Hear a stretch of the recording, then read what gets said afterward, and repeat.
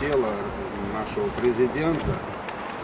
И это совершенно неприемлемо, это совершенно чудовищный шаг. Мы живем в третьем тысячелетии, причем тут труд? Причем тут труд? Это совершенно варварский, дикий уровень, понимаете? Вот на таком уровне находится Россия. И вчера, значит, семья Масхадовых сделала заявление лидерам мировых держав о том, чтобы они оказали давление с тем, чтобы труп Масхадова был выдан для захоронения. Тело человека должно предаваться земле, тем более мусульманам.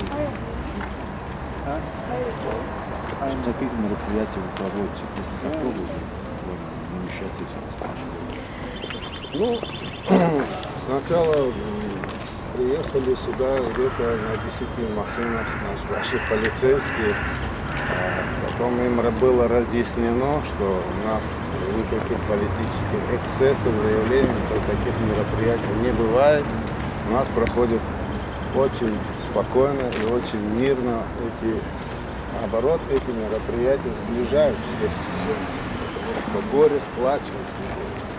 Вот. Ну, после разъяснения они поняли и разъехали.